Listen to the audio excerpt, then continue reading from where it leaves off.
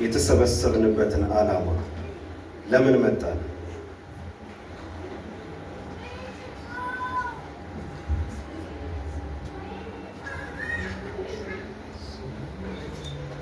እግዚአብሔርን እናመሰግነዋለን።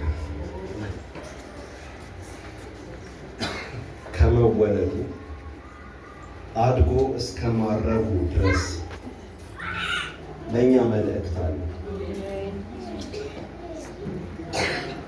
እኛ አምላኪዎች ነን ወገኖች፣ ኢየሱስን የምናመልክ ሰዎች ነን።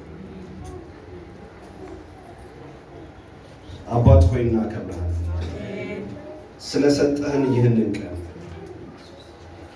እናከብርሃለን። ወዳጃችን ኢየሱስ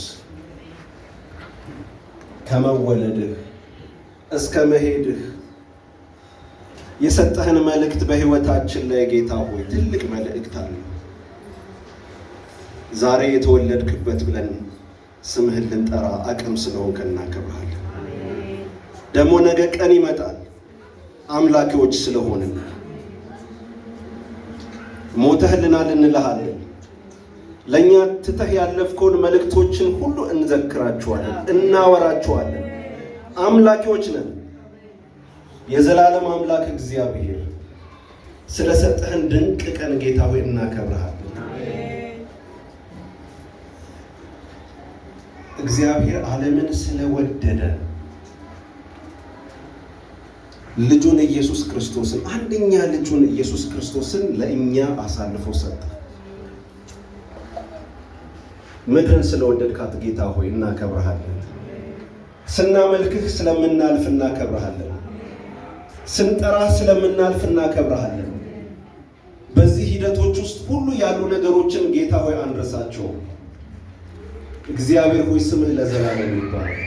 የሕይወታችን መሪ ነህ። የሕይወታችን አለኝታ ነህ። በሕይወታችን ዘመን ሁሉ ጌታ ሆይ ከእኛ ጋር ስላለህ እናከብርሃለን። አማኑኤል ስለሆንክልን እናከብርሃለን። ከእኛ ጋር ስላለ ለዘላለም እናከብርሃለን። ጌታ ሆይ ከምድር ቆይታችን ባሻገር ደግሞ ጌታ ሆይ በማምለካችን ሰማይ ኑሮ ይጠብቀናል። እናከብርሃለን። ይህ ሁሉ በመወለዱ በመነሳቱ በማለፉ በዚህ በ33 ዓመት ውስጥ ያሳየንን ክብር ሁሉ ጌታ ሆይ እየጠራን እናከብራቸዋለን። እየጠራን ያለፋቸውን ነገሮች ሁሉ እንሰማለን ከቃል ውስጥ። ስምህ ለዘላለም ይባረክ። በልጆቻችን ሕይወት ላይ ጌታ ሆይ ታትመህ ለዘላለም ጌታ ሆይ ታትመህ በሕይወታችን ላይ እግዚአብሔር ሆይ በእውነት በሚያስፈልጋቸው ነገሮች ላይ ሁሉ በሕይወታችን ላይ ጌታ ሆይ ተገኝላቸው። እግዚአብሔር ሆይ ከጥያቄ ሁሉ ነፃ የሚወጡበትን ይህንን ቃልህን ጌታ ሆይ በእውነት ማብሰልሰል እንዲችሉ አይምሯቸውን ከፍተህ ጌታ ሆይ ከፍ ያለ ነገርን ማሰብ እንዲችሉ እግዚአብሔር ሆይ እኛ አቅም የለንም፣ አንተ ግን ጌታ ሆይ ወደ ሕይወታቸው ግባ እንልሃለን። እግዚአብሔር ሆይ በልጆቻችን ሕይወት ላይ ግባ።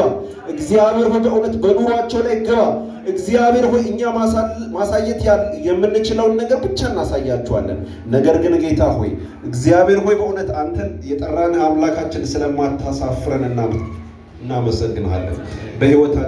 በሕይወታቸው ላይ ግባ። እግዚአብሔር ሆይ በኑሯቸው ላይ ግባ። በቃልህ ተገኝላቸው ማለፍ እንዲችሉ እግዚአብሔር ከነሱ አልፎ ለሌሎች የሚተርፉበትን አቅም ስጣቸው። ስምህ ለዘላለም ይባረክ። ስምህ ለዘላለም ይባረክ። በልጅ በኢየሱስ ስም አሜን።